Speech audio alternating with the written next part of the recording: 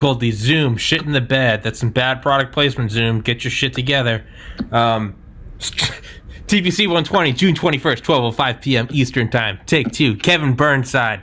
Not even going to redo that whole introduction because that won't be genuine. But you're a Paralympic athlete who my friend Nick Phelps put me in touch with, and we're doing a podcast, and we're going at it. Why don't you introduce yourself? Kevin Burnside Jr. here. Paralympic hopeful for 2022 for Nordic skiing and biathlon. All right, you got to excuse me. What is a biathlon? Basically cross country skiing and target shooting. So you ski okay. You shoot down and shoot 5 shots. Yeah. I remember the first time I ever saw that. I think it was like winter 2010, maybe after. It was like my freshman year in college. And I remember we were like, it was like after finals in Valdosta, Georgia, deep South Georgia. I was with my friends and we were like just shit-faced at a bar. And it was the first time I'd ever seen it. And I was like just watching skiing, and then they all pulled out rifles, and I was like, "What the fuck?" I was like, "Am I just pissed drunk?" Or dude, that's what they're like. You guys pull out a rifle? I'm like, yeah. I was like, they handed to us in for sit skiing. They handed to us when we laid. Yeah. Actually, and they're like, really? I'm like, yeah. It's like it's really fun, actually. Yeah. Oh, no, it looks badass. The first time I was like, oh, man, this is intense. Like, this is how they take out the competition. So if you fall behind, you can put a slug through their arm or something. But what got you into that? What made you want to do that? Because as we're talking, it seems like such an odd, and this is coming from someone that can barely dribble a basketball, so I'm not shitting on it. It's like an odd thing to... What led to that? Did you like get into skiing, or did you get into target practice, and it just kind of...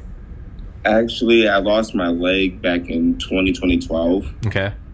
And it got brought to my attention then when I first lost my leg, and I was rehabbing up at Citron, and I played all my adaptive sports through there. So they're like, hey, try out skiing and biathlon. I'm like, all right, I'll get back into shape. Yeah. I started doing that kind of training, and a recruiter came up to me then, and he was like, hey, you should really try it out. And I'm like, no. I'm I'm a ball player. I'm like, that's not my thing. Six years later, I lost my other leg, and it got brought to my attention again. And I was like, hey, I should try it out now. Yeah. And I got more serious about it then. Yeah. So I was like, away from basketball, and I'm like, all right, let's try something different. Yeah. Yeah. How old are you right now? 30. 30? All right. I don't know why I thought you were younger than me. I'm 29. I turned 30 in like 6 or 7 weeks. I'm glad you're older than me. Makes me feel younger. How did you lose your leg? What happened? I was born with spina bifida, so it was a neurological disease, and a birth defect. And I actually had a sore on both of my feet at 2 separate times, and just couldn't heal right. And that was the best option to save it. Damn, man. It's so, and you gotta excuse my questions as someone that I don't know anything about it. So whoever's listening to this is probably like, oh, you dumbass, why are you?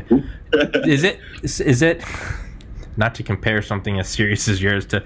So I dropped my iPhone like 2 weeks ago and shattered the screen, and I've been using it. And like at first I was like, this sucks. Now I don't even notice it. Is there any similarities with that? Is it just obviously it's a million times more personal than that?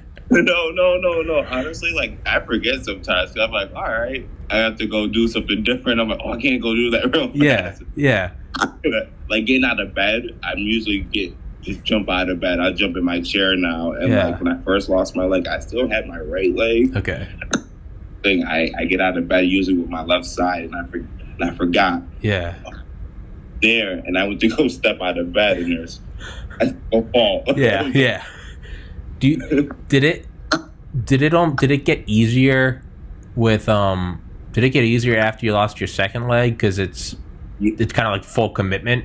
It's just Honestly, it was like my first time losing. I was like, all right, I couldn't think straight. Honestly, I was like, I can't go play basketball, even though I was still playing wheelchair basketball. I'm thinking differently now. I'm like, I lost a leg now. I'm like, I have to put a prosthetic on now to walk. Like I used to have to put on a leg brace. I used to have to put on leg brace. That was kind of different than something you have to really put on your whole leg. And I'm like, oh, that's gonna be different. Yeah. Now I have to do. I'm like, I'm getting better with it now. Yeah, yeah. So it's more accepting now. Yeah, yeah.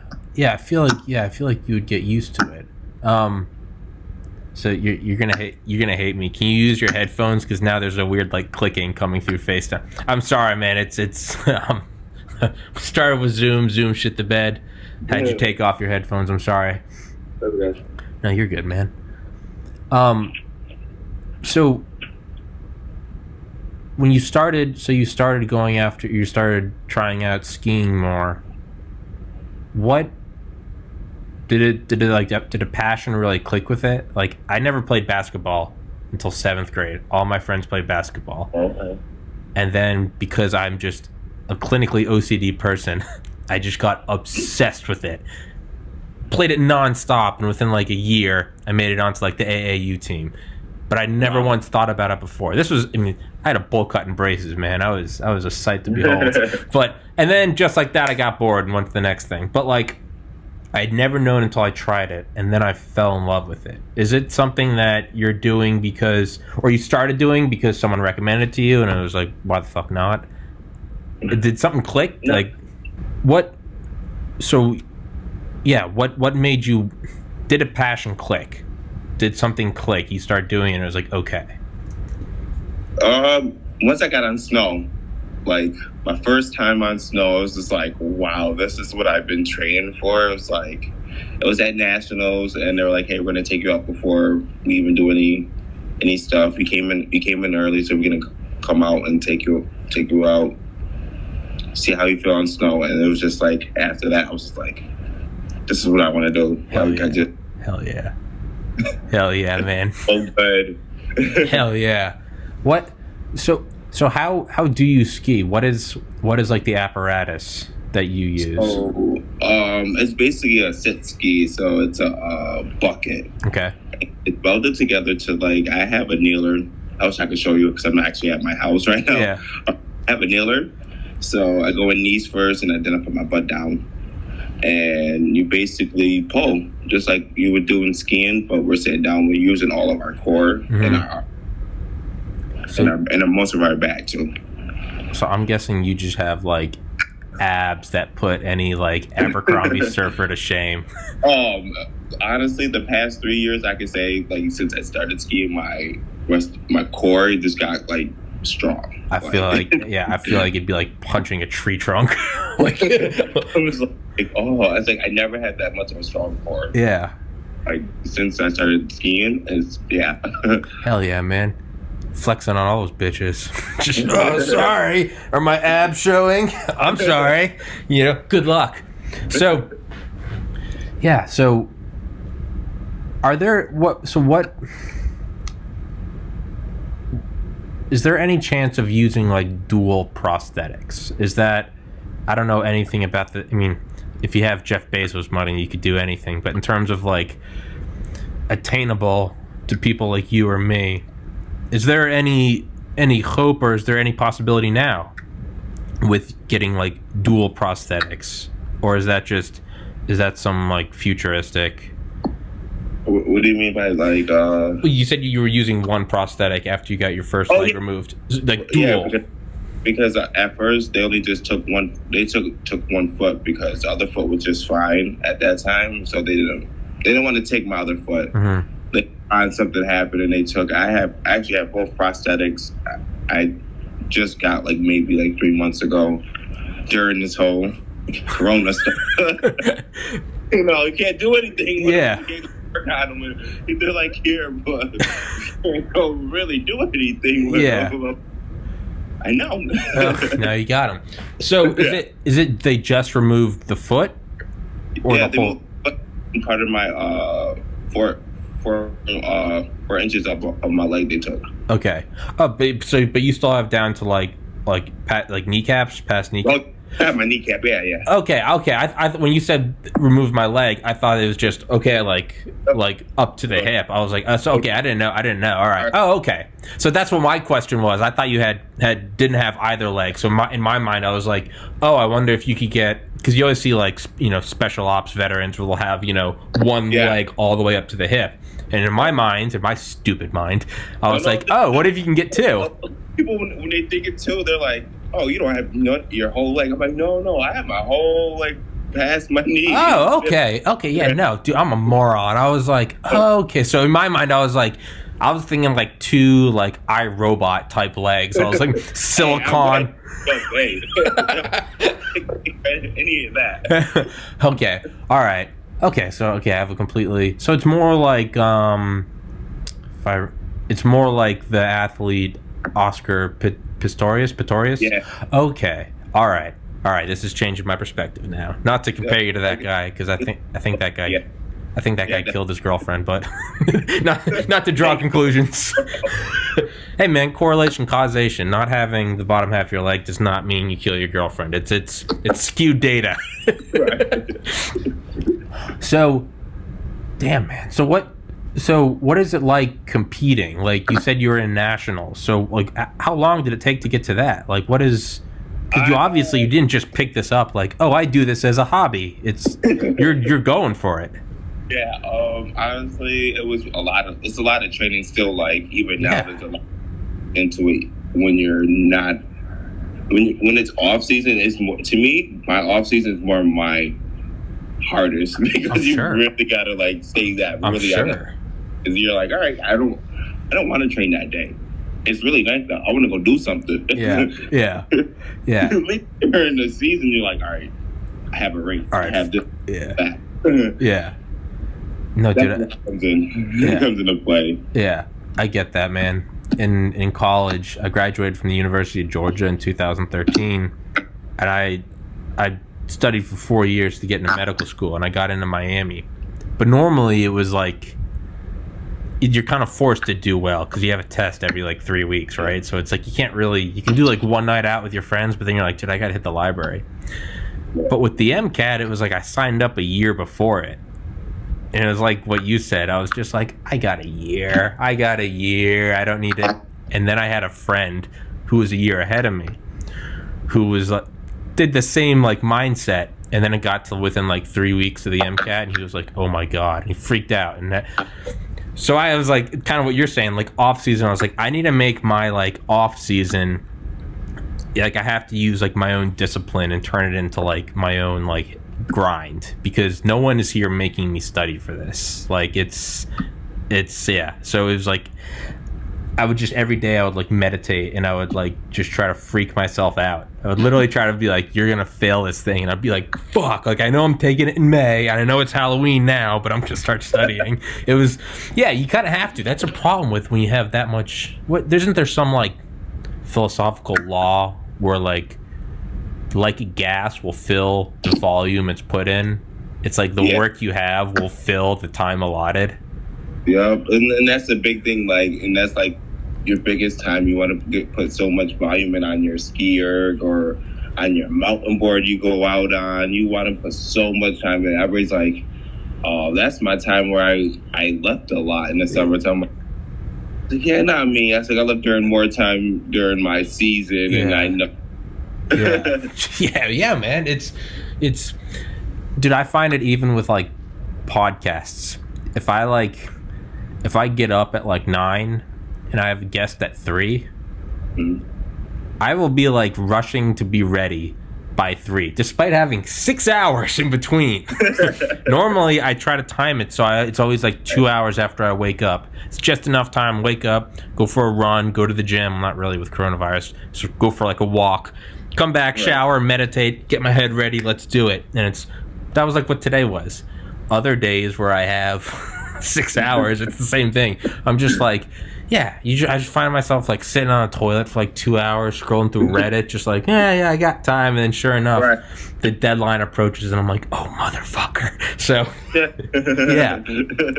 Are there specific, so you said it's all upper body, core. Now, do you have a trainer? Do you do specific workouts? Are there specific machines? I imagine it's not real. I use a lot of the skier machine. You ever seen the concept rolling machines? Mm-hmm. Basically, that's the same company. They make skiers. It's a standing up version. Like that's a ski. Yeah, and I use it. That's what I use a lot throughout the season, honestly, because I'm sitting here. It's not good on snow for us, so I have to usually chase snow. Yeah. Anything. Yeah, I was gonna say. Yeah, I feel like if I were you, I would just move way up north. Like, and even up there is like they get a late start on snow. Yeah. Because I go up north at least at the end of October and beginning of November for a camp. So, and they make snow sometimes for us. So last year they had to make snow. So now, what about so you're talking about New York State? Yep. Lake Placid. Yeah. So, fuck that! Isn't that alligator movie? No alligators up there. Bullshit, dude. I saw an HBO movie when I was in 7th grade, and I'm pretty sure that there was like a 900-ton prehistoric alligator that will bite your balls off from 100 yards away. But what about something like so I'm from New Hampshire. I'm not there now. Is there any benefit or draw to you to so like up there in like the White Mountains where they literally, I think there's still a ski jump up there. Yeah, they still have everything from basically they still have everything from the Olympics up there. Yeah, we go by it. They still use the ski jumps. They still use the bobsled. Yeah, I know. Yeah, well, they're just adding to the skiing area now. Yeah, well, because I always remember when I was little, we'd go by it because I haven't lived in New Hampshire in forever, but we'd always go up there in the winter or summer. Yeah.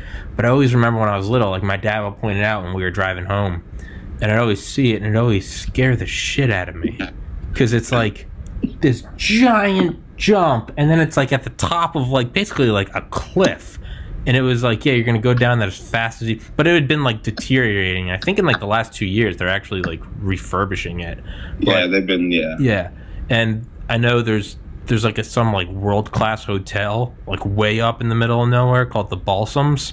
Really? It's, like, 150 years old, man. It's like a castle. But some billionaire bought it, and he's, like, refurbishing it. But apparently he wants to turn it into, like, the skiing capital of, like, the Western Hemisphere. Like, no bullshit. This guy used to own the Red Sox. He's like, yeah, he wants to put in something. He wants to be bigger than like every mountain in like Colorado combined.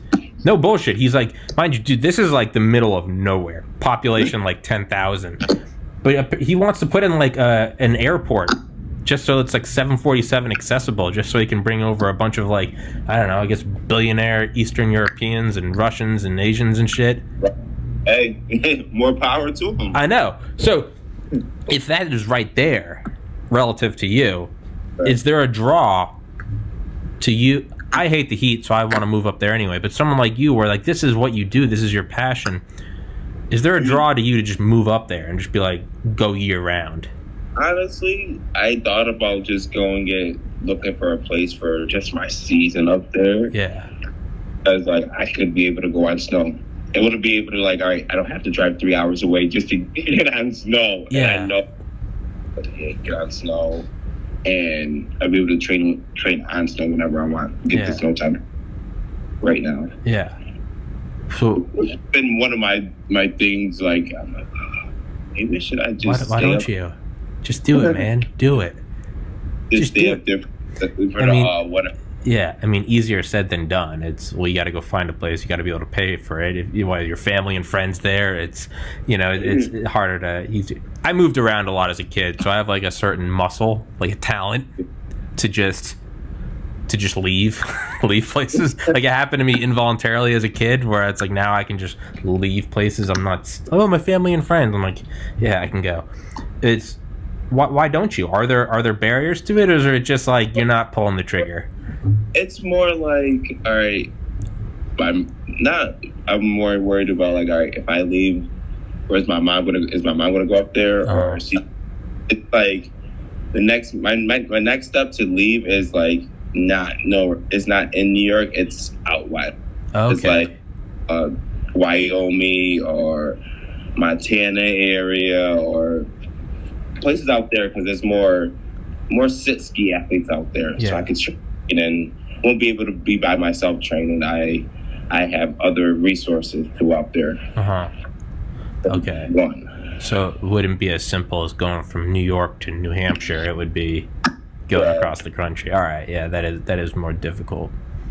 So every time you want to, so just kind of paint the picture for me. So like, so now summer you're just doing all like weightlifting and stuff. It's just right now it's weightlifting. It's getting as much time on your skier, and you get to cross. A lot of athletes cross train. So like some do hand cycling, some do wheelchair racing. They find a sport to do, so they're consistently active, right?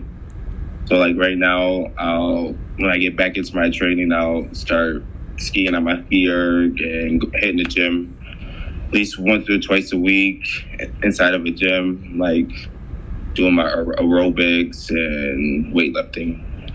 Any strength training, honestly. Yeah. And then come winter, when you say go up for camp, how long is that? Usually a week up in Lake Placid. We stay at the Olympic Training Center. Okay. And damn, that's the most eye-opening experience ever. How so? My first time up there was just seeing the other athletes that you see. Just you just look at yourself and you're like, wow, and you see everybody else that's there, and it's just not your sport that's there. There's spot sled, there's skeleton, there's other sports, and sometimes other countries there too staying. So you're like, oh shit. Yeah, you're like, the last time I was there, I want to say Team Germany was up there from bobsled, and they were sledding down on the track here in Lake Placid. And I'm like, wow. I was like, they actually travel to different countries and slide in different tracks to practice. Yeah. Oh, I'm like, yeah. Yeah. I feel like that's gotta light the fire under your ass a little bit, right? It does, to see everybody else that have the same kind of goal that you do too. Yeah. Dude, there's nothing that will make you go harder than it's like when you're flirting with a girl and you're kind of just flirting with her, and then some other like guy that is like clearly more handsome than you talks to her. All of a sudden you're like, fuck, I gotta step my shit up, right? Gotta shave, gotta cologne, do my hair a little bit. But it's good. It sharpens the, you can have just Apple, or you can have Apple, Android, Samsung. You can have all these things, and now everyone is forced to just get fucking better. Like UGA, man, I'd go on a campus and I'd go to lecture, and I'd see, I'd be like, oh, I think I killed this grade. I would do well, but then I'd see other kids like blowing it out of the water.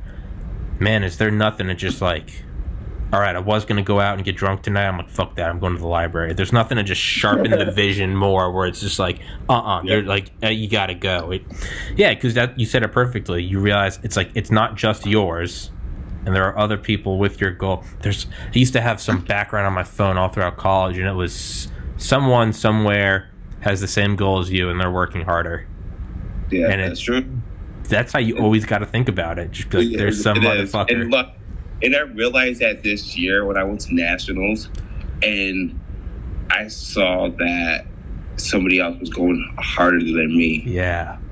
And it opened, like, when I didn't get picked for that World Cup to go to this year, it just made me, like, come back home and think about everything. And I'm like, wow. I'm like, okay. I said, now I know what I have to do. I'm like, this person. I'm like, okay. Yeah.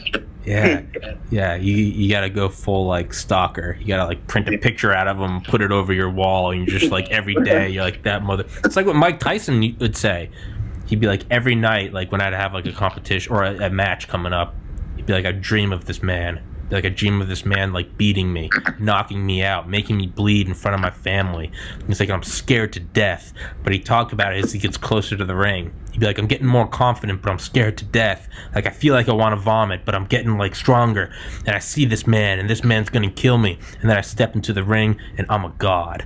And he's like, but you talk of it, man, you want to get jacked up. Listen to Mike Tyson talking about that shit. And he'd be like, but that's what you got to do. You have to put your competitor, you have to build them. Like at any other time in life, like you shouldn't do that. Never like hold someone higher than yourself. Never, don't put yourself down. Don't be like, I'm worthless, they're better, she's out of my league, that job is too good for me. Never do that. That will crush you.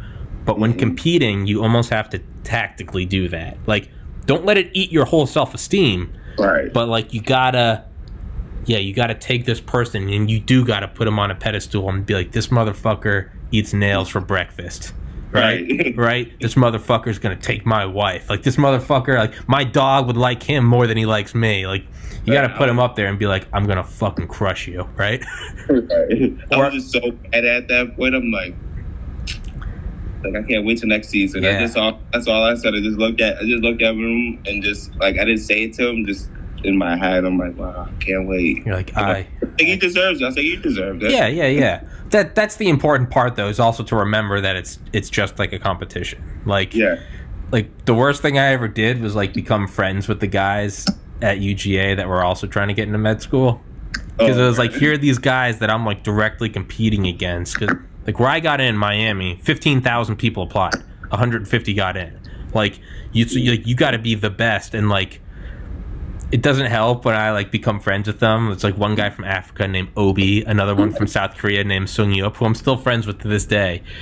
And all of a sudden you become friends with them and you're like, oh man, these are just like cool dudes. Like, you guys go out and get hammered together, and you're like, I can't, like, it's like a tactical like mistake. You're like, I don't want to crush these guys. You're like, these are my buddies. So it's yeah. And that was the thing, like the kids so cool. We're like, when we go to camp, we help each other out. Yeah. And that's also what like drew me to more skiing, is like everybody was more to help you out to get you better, to get to your goal. So it wasn't just like finding stuff by yourself. Yeah. It was like, here, come skiing out here and practice with me. You can come anytime you want to. Just get out here. Yeah. Type of thing. That's what drew me more like to get to where I want to. Yeah. You're right. There is like a turning. Like a little community they have. Yeah. Honestly. Yeah. When you start helping each other, and you're like, hey man, I took notes in this class, and I did, and you just kind of start putting your stuff together. Yeah, that can definitely help. Like one of my friends that ended up going to med school, he was like, man, there are stories from like these Ivy League places where it's like they'll like sabotage each other, like, and it's like there's a level where like the competition is no longer healthy. It's just the term is gunner. For anyone pre-med listening out there, they'll know what it is. It's a gunner. A gunner is someone that's not just trying to be the best; they're trying to make you fuck up, and like. And, like, you can't get there. If you get to them, fuck them. You just got to ignore them. Versus, like, one of my friends was in med school. He's like, actually, it was awesome. He was like, we are all helping each other. Because ultimately, like, if you fail, that's on you. But it was like everyone was, like, helping each other out. You're providing each other with materials. And, like you said, like, come out whenever you want. Right. And when it gets to that point, now you don't have this, like, faux enemy. But what I found is, like, once I befriended these other, like, pre-med guys, and I couldn't... Instead, what I started to do is I started to just like I started to pit myself against myself. I was like, if I'm not scoring better each week, then like the old me won. And it's definitely, you don't want to be the asshole that like refuses like the community feeling, because it's like, dude, we're all here going to the same goal, right? At the end of the day, we all want to wear that Team USA across our chest. Yeah. It's just, we're all going to be having to compete against each other to get to that. Yeah. And I like that. Yeah. And that's anything that you're going to want to do. Yes. That's definitely like an important aspect of competition, is like remembering that ultimately it's just a game, whether it's sports or even something serious like being a CEO or something. Like ultimately, like, not to just take it from zero to philosophical, but ultimately, like, we all die, right? It's like ultimately it doesn't matter. It doesn't matter if you have $1 trillion. Michael Phelps, like, ultimately he still die. It doesn't matter how many medals you have. So it's like, remember that it is like, by all means, like, friendly competition. Be like, I'm gonna fucking eviscerate you. But it's also like, You know, it's also again like Mike Tyson. He would knock people the fuck out, but then he would like reach down and help them up, right? You know, yeah, yeah. I don't know. I feel like I don't know why I'm picturing this like Mighty Ducks type thing, where is there like the evil team? Is there like who was it in Mighty Ducks? Was it Iceland? They had like the black uniforms, and they're rich as fuck, and the boss, the coach will always have slicked back hair, and it's just or it's like a dodgeball, the Globo Gym, like you know, you always got to have like the better, like fuck them, that's not fun competition. It's not, and you can see like when the national team finished their races, and you can see when we're still out there, they're cheering us on because they know once they're done. Like we're the next ones in line for them. We're gonna be the ones on the sideline finishing races, cheering the next people behind us too at the same time. So it's like outside looking, and they know who the people are on the outside looking. Yeah. But there's no like comical like evil team. Oh no. Oh, come on, just not. God damn it. So, how much is it? What aspect is it kind of like a level playing field in terms of like equipment? Because I would imagine that doing something is like that, like I feel like some carbon fiber, like aerodynamic, super lightweight, I feel like that is an edge. So when you get to the national team level, you do get carbon fiber buckets. Fuck it's like that's my goal, like just to get one of them, just to see them how they move with them. It's just awesome. I'm just like, wow. It looks so lightweight, but at the same time, they're like, all right, they break because carbon fiber and snow. Not really. You're gonna play around with that a little bit. So you haven't used any of that stuff before? No, not yet. So fuck. I would. Fuck yeah. So you're looking for man. It's kind of like I read Black Hawk Down. And it's like the Army Rangers who are like special forces. Then there's like Delta Force, which is like, you know, fucking, they have like the direct line of the president. Like the Rangers are talking about, they're like, Delta Force is like the Olympics. They're like, they get their gear, all their stuff is lightweight. They get like the gun manufacturers, they said would come in and they would make them custom stuff just like Nike would for Michael Jordan or something. It's like they, you know, they get like their hand, like the grips are just for them. I feel like there's got to be a certain draw to like, you want to go to nationals, you want to go to the Olympics, but part of you just wants to get that dope equipment. They get like their stuff. I know they get like what was it this year that they got? Well, they all get new jerseys and new jackets this year. I'm like, and like the people that got picked to go to the first World Cup, the second World Cup of the season, and they all got the same thing that the national team got. They all got the uniform for this year. I was like, in the jacket. I was like, wow. I was like, I could have got one of those. I was like, that's so. I was like, my time is gonna come. Yeah. I was like, my time is gonna come. I was like, I can't just rush it. I was like, if I rush it, it's not gonna happen. I was like, I just gotta trust the process that I'm gonna take through it. Yeah, man. That's the hardest part about like long-term endeavors is trusting the process. It is. It's been there's almost a religious aspect to it. Like it is like, it's like faith in a way, right? It's like you got to. A lot of people are like, you just got to trust it. It's not going to come overnight. I was like, I was like, I don't want it to come overnight either. I was like, then that means it's just given to me. You don't want it if it's just handed to you, right? There's nothing good about that. It's like a video game. Like the first time you play a video game like Grand Theft Auto, like you don't just want to punch in all the cheats. It's not fun, man. You want to save up. You want to get the Lamborghini and the fighter jet. Once you've played it a million times, sure, turn on invincibility and infinite cash. But like, you want to earn it because then it's worth having. If everyone got one of those like nationals jackets, who the fuck would care? Right. Yeah. I was like, okay, that's a cool. And went back home, went to go trade, and all this crowd of stuff happened. And I'm like, okay. I was like, I can't go in and do any more races. Everything started getting canceling. Well, luckily that it's screwing over everyone. So it's like I feel like it's like an equal opportunity destroyer. like everyone's fucked. Like, so it's yeah, not yeah. Yeah, so, but what you're saying, yeah, like, trust the process. Your time will come. Like getting into med school, like, yeah, that took 4 years. I started this podcast in December, and like, definitely like where it's going. I'm very happy with it, but because I'm like a hyper competitive, like, type A person, like, I'm never happy with, like, I scored in the 96th percentile on the MCAT, and I was really angry because I wanted to get into the 99th. I was pissed. Everyone was like, congratulations, and I was like no, like, I want to destroy everyone.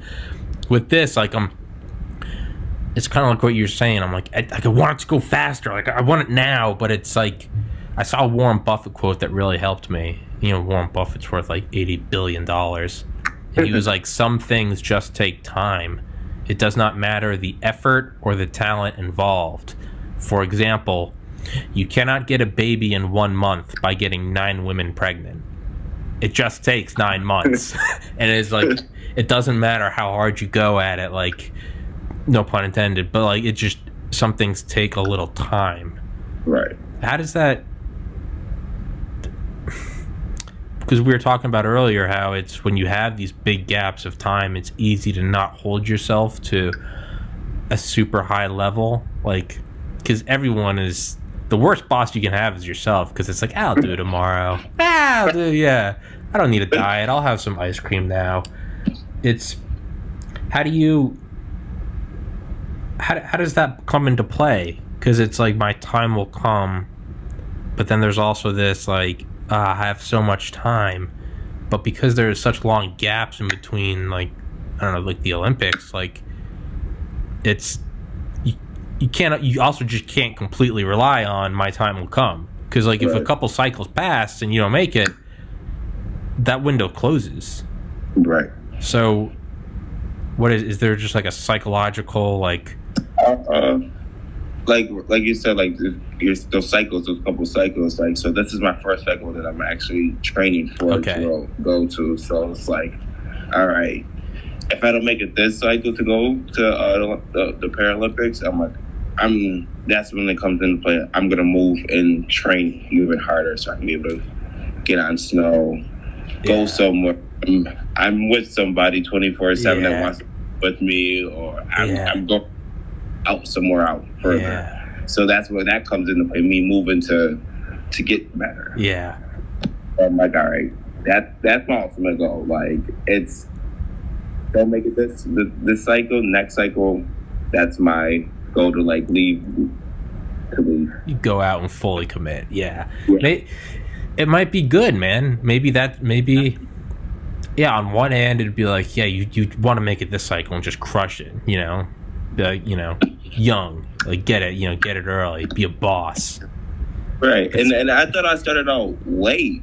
Yeah. And like, when you think in the sport like that, because it's so high endurance, you need your endurance so much. You're like, everybody's your age. Everybody's maybe went through one cycle already, or going to the next cycle to the Paralympics, and they're already your age, and or older than you. You're like, oh. And like, yeah, people ski all the way up until they're 45, 50. I'm like, oh, okay. Okay, so I got like, yeah. Guys, I'm like, wow. So I got like 5 cycles, right? Hey, good. All right. Like, yeah. I can do this. Yeah. Because some of those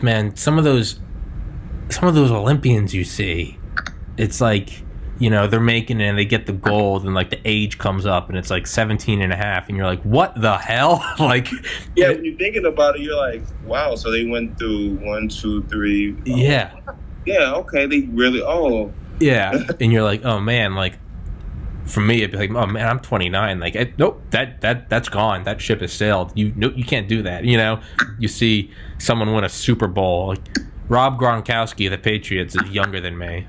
And it's like, oh man, like, okay, like, that window's closed, right? He's also 6'6" and built of muscle, but you know, whatever. It's, so I didn't know that. So it's less, I guess, hyper concentrated.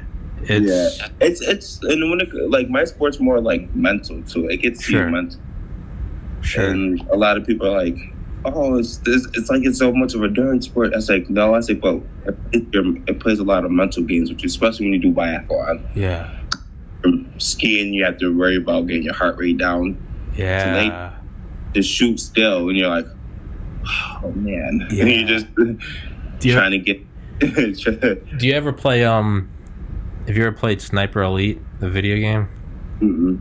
Oh, I feel like you'd like it. It's all about shooting. It's all about like, but yeah, that's one of the things. Is like you can't. I don't know why I'm trying to compare my fat ass playing a video game to you actually training for the Olympics. But like, yeah, if you can't sprint forever. You got to get down because if your heart's going like that, the crosshairs are going all over the place. So it's like a whole different tactical. Not that I can in any way relate to what you're doing, but yeah, it's pretty much the same thing. I'm basically an Olympian. All right, so we're the same, but. I didn't think about that. What is the strategy with that? Is there? Do you reach a point? It's like I have this much distance before I have to shoot. A kilometer, depending on the race. Say we do a kilometer loop around something, and before we end our loop, we have to shoot 5 shots. So depending on the race, a longer race, if you shoot and miss, they add time. Shorter races, you shoot and miss, you have to do a 150-meter penalty each miss. Oh, shit. Yeah, so it's 5 shots. You don't want to miss all 5 shots. Jesus, no. Yeah, you really don't.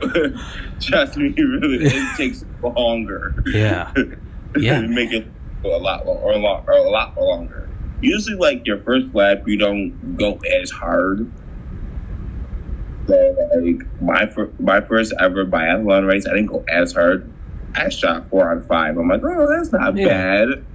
Yeah. Like, all right, now you really go hard your second lap because now you got other people out. Now you know where everybody's at, kind of. So you're like, all right, now I got to go hard, and now you have to get your heart rate down when you go back into the race to lay down. And it's like, all right, it's more like your gun's going up and down, and it's like you're just like, whoa, I can't see anything really. Yeah, adrenaline's pumping. It's yeah, man. And then there's like the psychological aspect. It's not just your heart rate from like the sort of like objectively to move this much mass and this much muscle at this distance, you have to pump this much oxygenated blood. There's a certain part that's sort of out of your control, but then then there's just nerves. Right? You're just like, damn, do I want to shoot now? I do it to myself sometimes when I'm laying down. When I go lay down, I don't lay down every time the same way, and you're supposed to lay down the same way you came in the first time, the second time. And I don't. Every time is different, and they're like, you got to work on that. You're not laying down the same way. Yeah. Oh my God, no! I can tell that after the second shot. Like I know that. Yeah. And I get that comfort spot, and I'm shooting. Yeah. How do you train for shoot? Is it just simply like target practice? Yeah, target practice, dry firing. There's a lot of dry firing you can do. Like I do right now. Right now, it's all I can do is dry firing until I'm able to go somewhere. So are you like a sniper? Nah, I'm not. Like that's like one of my weakest. Like right now is like really getting more time to shoot. Yeah, I feel like it's a lot. Yeah, Well, get your heart rate up and back down. And I can say because you can't just go in there calm, like because that doesn't do you any good. Like who cares if you can shoot while you're calm? Like that doesn't mean shit. You gotta get yourself jacked up. Yep. Yeah, man, you gotta freak yourself out. You gotta have like 9 cups of coffee and. Yeah, man, shit. So, how hard would it be? How hard is it to actually qualify for the Olympics? It could take a lot because you have to earn a certain amount of points to get on a team. You can't just be like, hey, I'm gonna go qualify, and they're just gonna be like, yeah, we're gonna take. Sure, why not? Come on board, Kevin. Yeah. Out of nowhere, but no. Like everybody has to be on like at least the development stage. Like you have to at least be on the development team, going on a development team or on the development team. So, like right now, I'm an outside looking in on a development team. There's like a handful of us right now that are on the outside looking in. like we had 2 people retired the last past Paralympics, so they say now there's 2 spots open. So there's spots for male and female, visually impaired. Mm-hmm. We have impaired people that do it too. There's amputees that do it that are missing like their arm, they'll ski. Mm. So there's like a lot of people now that they're trying to make our team the team bigger. Yeah. Yeah. So back to like equipment and stuff, like badass carbon fiber shit. What's that like elite level of rifle? Everybody has the same kind of rifle. Okay. Yeah, so everybody's like everybody starts off with the same. Well, everybody has the same rifle because it's like, as you see in like able-bodied biathlon, you can tell the different rifles. Like in air rifle, it's just a maker, just a brand. It's just a different. Okay. But honestly, I have the same one as the next person on Team USA has. So Okay. it's not any different. Okay. All right. It's just their mods are different for themselves. Like Mm-hmm. just me, I need something on mine that they don't need on theirs. Okay. All right. No Delta Force shit. No. Okay. I was thinking that you guys were gonna have like these like yeah. If you can tell, yeah, all right. So how psyched up do you get thinking about like getting a gold medal? Or is that something that like is it like dangerous to like let yourself get hope? Do you have to like keep yourself humble? In a race, it's like always. I can't think every race I'm gonna medal. Like my first ever race, I was like, oh man, I didn't do good. My second race, I did okay. I could have came in first because it was a creational race. I was racing against one other person, so I was like, all right, that's okay. But then my following year, I started training harder and took it more serious, I should say. And I medaled, and I was just like, wow. And I came back home 3 weeks later, and I medaled 3 different other times. And I was like, Oh, shit. that's even better. I'm Yeah. like, but at the same time, I'm like, okay, at these races, am I doing this against these people? Or am I, it's a competition a little bit easier, or at the same time tougher? I'm like, it's in between. It could be in between, and it all depends on who shows up to these races. And I'm being mindful of when I'm going into these races too. I'm like, all right, humble yourself, like, because you don't know whatever could happen. You could fall, and the next person can pass you. Mm-hmm.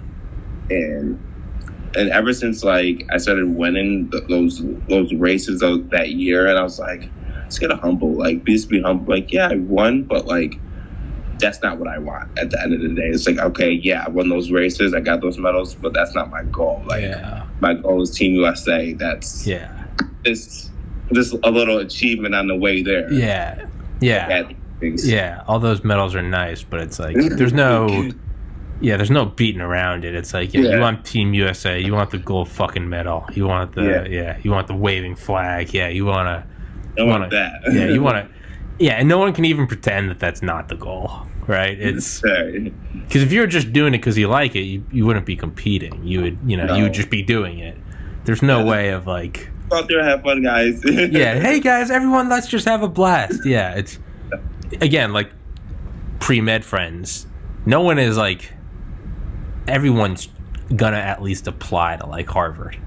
Like, you're probably not gonna get in, but it's no one's just like, this will be fun. Maybe I can go to little podunk.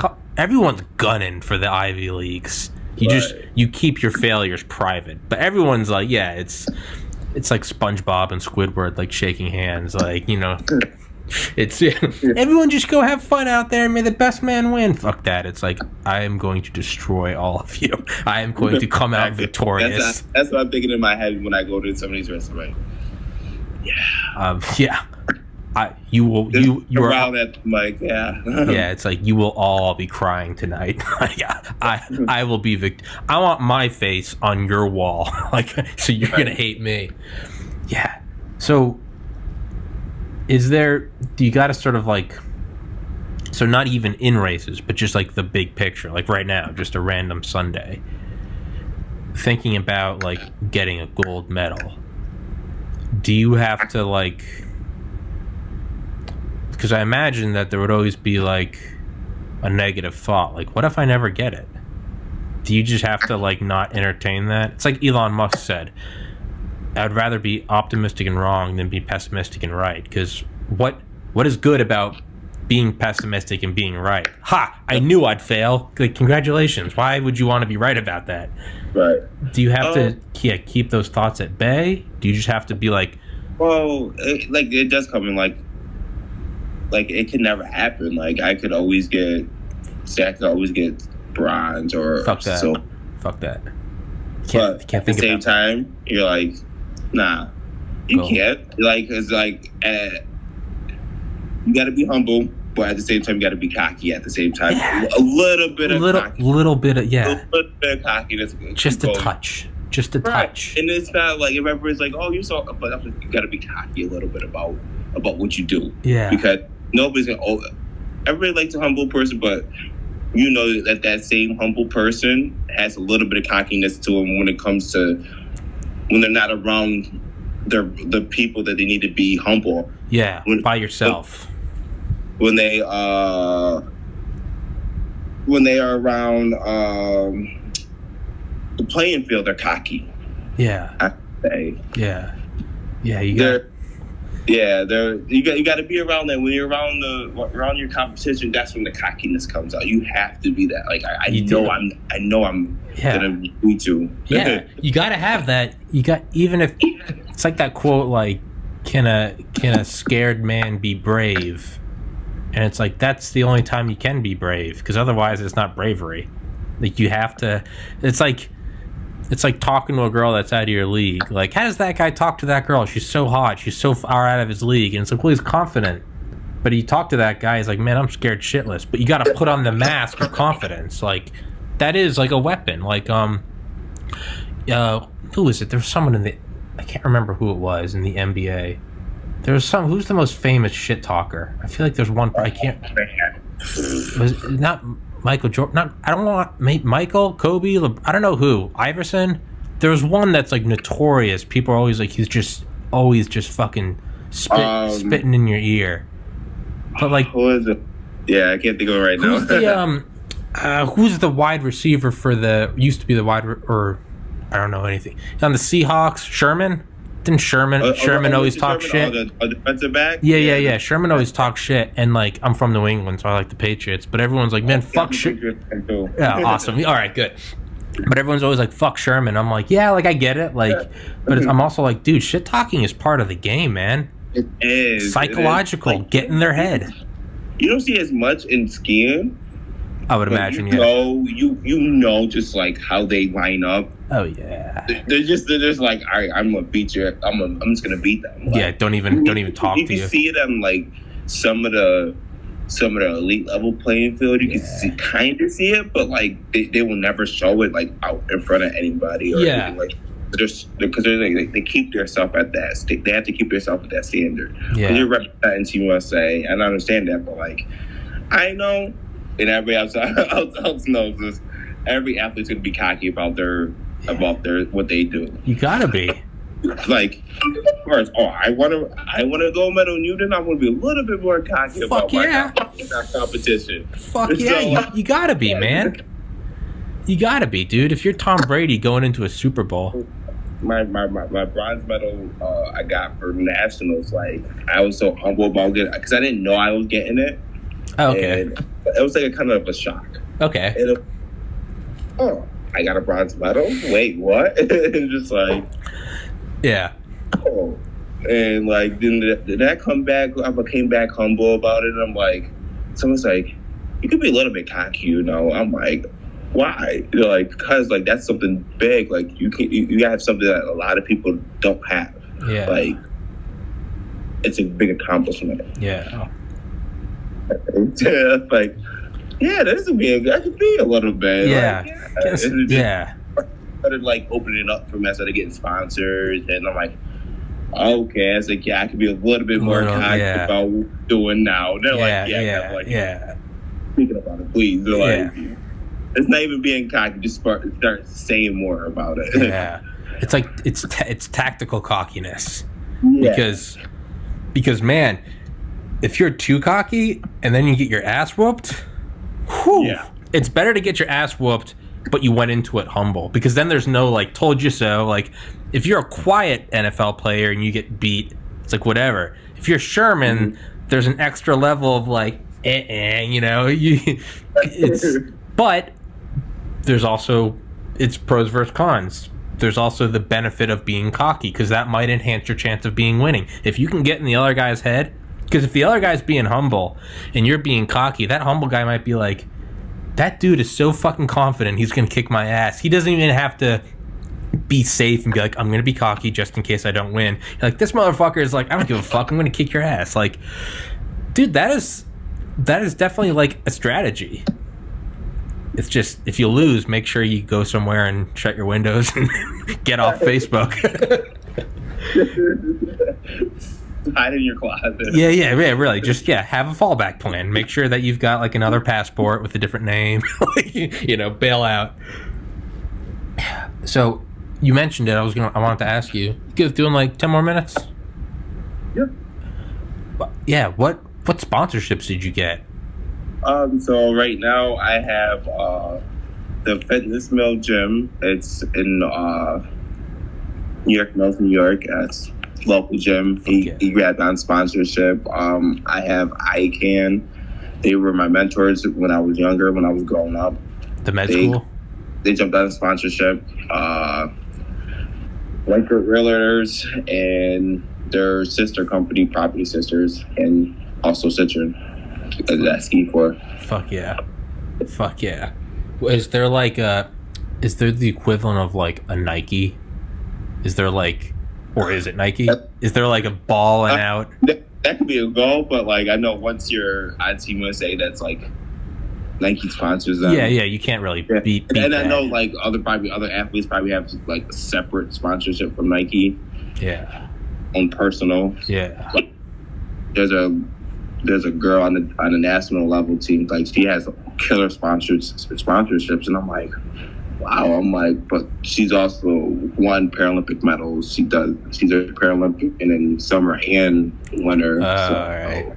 So it's like there's benefits. Yeah, there's benefits absolutely, man. It's like Olympics. Yeah, man. I mean, you do your podcast well enough. Joe Rogan just signed $100 million deal. $100 million. Do you know that? No. Signed exclusively for Spotify starting in 2021. He's taking off all his stuff from YouTube, going to Spotify. They're giving him $100 million, a tenth of a billion. Yeah. So it's like Kim Kardashian got signed like a couple days ago exclusively to Spotify. I guess Spotify is just trying to like mop up with. They're just trying to win the podcasting game. I don't know shit about business. I have a biology degree, so maybe that's the way to go. I guess so. Yeah. So my cocky ass, I emailed Spotify and I was like, hey, I know you guys just signed Rogan and Kardashian. I'm not making this up. I actually did email them, and I was like, I will, like, you know, you gotta sell you tactical cockiness. I was like, I will take down my stuff from YouTube and exclusively go on Spotify. And I got like a very nice response. They're like, hey Tommy, like, no, but and it was just, hey man, you gotta grab your balls. You gotta pretend like you're 15 feet tall. So, right. Especially something like that, you see, you have to like, go for it. Yeah, like, why not? What's the worst that can happen? Like my team, like it was out there. It's been out there, and nobody jumped on it from the area. Nobody wants to jump on it from my team, from our adaptive sports program. Nobody wants to do it. Nobody wants to do it anymore. And so it's like they had two other people that used to do it, and they just moved away and have nobody. I'm like, why not jump on it and just do it, the opening from there? Yeah. You gotta go for it. Well, why not? They were like, hey, like I said, you gotta try a summer sport. And I'm like, I tried hand cycling. That was fun. That was the most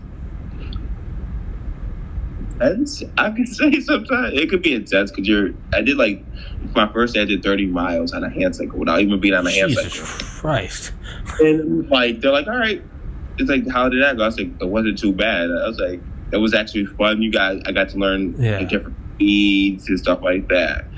I was like, oh, that's probably something I want to do competitively, want to train for. I mean, it's good exercise, and just to cross train, not to compete probably. Yeah.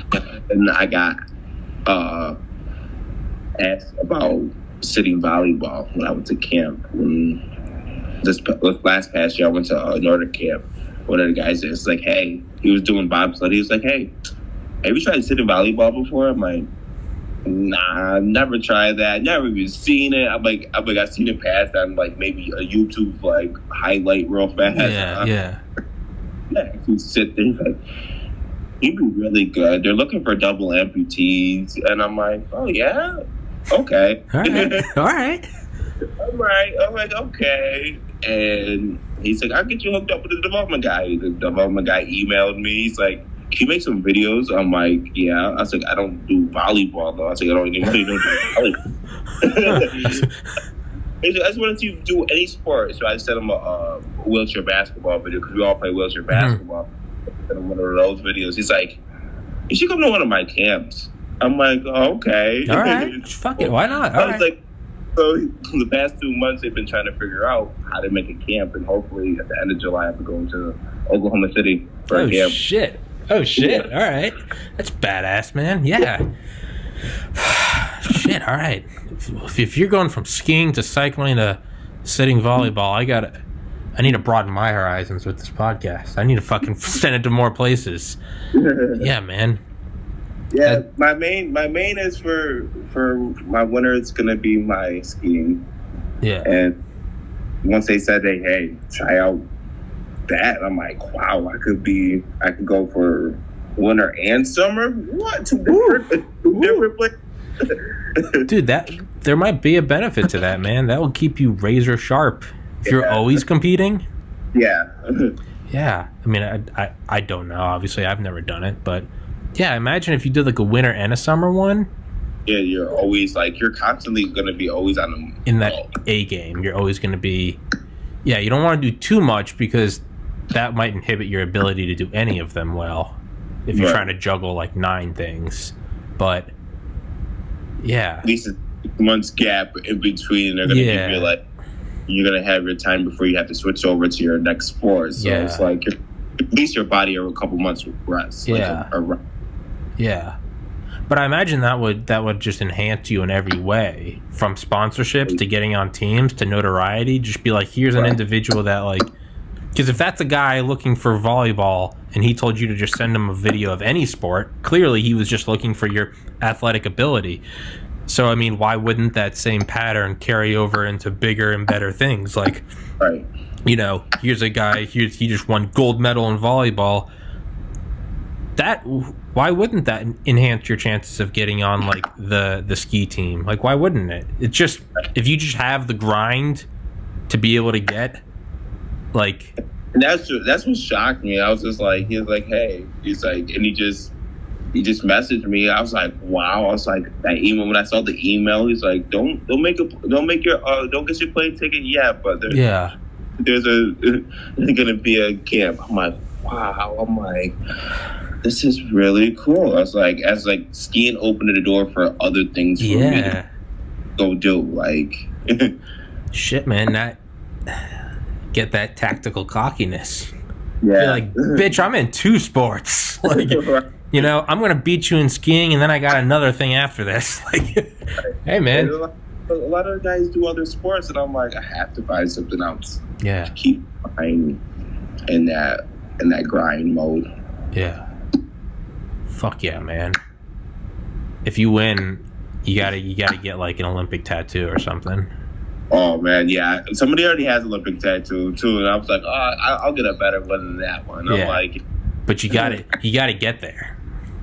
Don't be some dumbass that gets it beforehand, man. It's like those jackasses that get like the Super Bowl tattoos before they play. Oh man, fucking morons. It's so stupid. Or the game ones, I'm like, why would you do that? Like, you can't. If you're a Patriot fan, yeah, maybe. No. Yeah, Patriots, you could pull it off, maybe. You got Belichick and Brady. That's a safe bet. Not anymore. Yeah, not anymore. Yeah. I don't like Gronk. I'm done. I don't like Gronk anymore. Well, Gronk left. Yeah, what a bitch. He fucking left. You don't want to play last year, but you play this year. Like, That's some horseshit, man. That's like, I'm sad Brady's leaving, but I also I think I respect him too much to not like him. I'm like, hey, he's given more to this team. Like, I've got to see more Super Bowl wins between my 10th birthday and 30th birthday than most of my Atlanta friends will ever see in 5 lifetimes. And it's like, he's been taking pay cuts his entire career. If he wants to go get that cheddar, more power to him. He's given us six trophies, 9 appearances. I wish he was still here. And if we play him, I want to kick his ass. But I got nothing but love for Brady. And that's the same thing. Somebody's asked me the other day, they're like, you're a Patriot fan, right? I'm a diehard Patriot fan. I say, I watched Tom Brady when he was in Michigan. So I followed him once he went to... Okay. So I followed him once he went to the Patriots. So I was already a Patriot fan when he was... Okay. They were like, okay. They're like, so you going to follow him now? I'm like, I'm going to be a Tom Brady fan.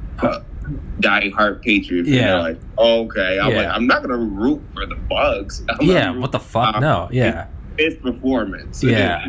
Yeah. Yes, yeah. I get you entirely, man. It's like, I want him to do well. Part of me, I want to see him win a Super Bowl because I think that would be awesome. Just so, because sometime in the future, someone's going to be like, it wasn't Brady, it was all Belichick. So I wanted him to win for his own own pat on the back, and I also want Belichick to win another without him. I want them both to win their own. That's what they know, because a lot of them were like, was it the system or was it Brady? I'm like, I was like, a little both. It's 50-50. Yeah, I don't know. I don't know. Part of me thinks Brady's going to go clean up by himself. Part of me really wants to see Belichick win. I think Belichick's going to win really well. I think Belichick's going to win a couple more, and it's going to be nothing. It's going to be oh, fuck, Belichick. Okay, what's the system then? Yeah, man, I love Brady, but no, ultimately I want to see Belichick win. Yeah. I mean, ultimately I want to see the Pats. I want to see Belichick win. I don't want him to win one more. I want Belichick to win 5 more with just no-name people, right? And I feel like they're just waiting for that kid out of Clemson. Yeah. I can't think right now, but the kid out of Clemson, quarterback out of Clemson. And everybody's like, you really think so? That's look who Belichick is. He's a really mastermind coach. He's genius with stuff like that. He's a freak. He's already know who he's gonna want next year. Yeah. It's on quarterback. Yeah. But I don't know. But I don't know. I want to see Brady win. Part of me, I don't know. I'm a little sour. I realized the Bucks. So I was like, but at least he went to somewhere where there's a young up and coming team. Yeah. Not he didn't go to the Seahawks or he didn't go to a team where where it was stacked at. Yeah. Where they just needed a Brady. Yeah. He didn't go. Yeah. I'd like to see Brady win one. I mean, I'd like to see them win because, why? What kind of an asshole would I be if I wouldn't want other people to enjoy the same thing I've got to enjoy, seeing my team win? That'd be awesome. Think about being a Bucks fan right now. Think of how cool that is to be. You're we fucking got who? We got Tom fucking Brady? That's awesome. Why would I not want them? I was 11 when the Patriots won against the Rams. Why would I not want some 11-year-old to get to see that? What kind of an asshole would I be? To see that on TV was the best thing ever. You're wow. Yeah. But now, yeah, I would be happy if I was that 11-year-old, 12-year-old. Yeah. And to get that. Yeah. But and all the Bucks. Yeah. But I only want him to get one. He can have one. One, yeah. I think he only has one more year left in him, though. Yeah, I hope he gets one, because then he'll have 10 Super Bowl appearances. He'll have 7 trophies. He will be the undisputed GOAT, and he'll be able to say he did it without Belichick. I want that for him. I don't want any more for him. Right. I'm setting a glass ceiling for him. I think a lot of people are like, he needs something, like the whole LeBron and Michael Jordan thing. Yeah. You gotta go do it. Yeah. You have to do it without somebody else. Yeah, you gotta. Yeah, you can't just win the World Series with the Yankees. You also got to go win it with. Man, Brady should have gone to the Dolphins. Oh my God, that would have been or the Bills. That would have been a slap in the face. That would have been a kick in the balls, man. Or if you went to Atlanta, that would have been. That would have been awesome. That would have been funny. That would have been brutal. Good team too. Yeah, I lived in Atlanta for 15 years, man. Talk about a microcosm of like not being cocky. When the Super Bowl happened between them, I went in super humble. All my friends are still in Atlanta, and I was like, "Hey, man, like if you win, I'll be happy. If the Patriots win, I'll be happy." And they were all like, "Fuck you, we're gonna crush the Pats." And I was like, I was trying to like offer the olive branch, and I was like, "Okay." And then the Patriots went and slaughtered them in the second half, and I just graciously. I'm like, hey man. Me and my roommate, and he plays on the Citrus squad, and he's like, if anybody could do it, it's Brady. Yeah. Come back. Yeah. I was like, what do you mean? He's like, watch, and it just unfolded from there. Fucking did it. Just fucking did it. I was like, that just not just happened. I was just like, the whole first half, I'm like, that was brutal. It's like, oh. It's like, you guys are just shit in the bed. Yep. And then he fucking did it. And it was just like, wow. He did that. You know, my only fear though is because the last Super Bowl the Pats won was technically in 2018, right? Not the 2018 season, but it was in the year 2018, right? My only fear is Babe Ruth left the Red Sox in 1918. Best ever. My fear is like, are we walking into another curse? Are the Patriots not going to win for 86 years? Oh, no. 1918, 2018, trading away the GOAT.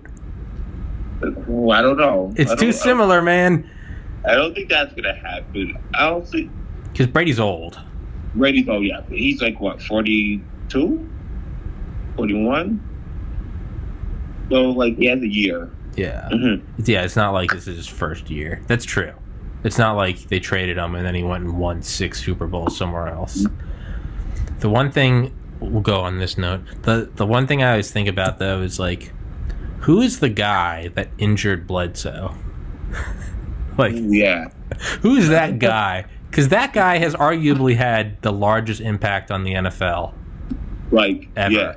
Like, Tom Brady probably had the most impact, but number 2 is the guy who injured Bledsoe. Like, I think the guy that injured Bledsoe had the most impact out of this whole thing, honestly. Like, if it wasn't because of him, Brady would have never got that start. No. That's what I think about.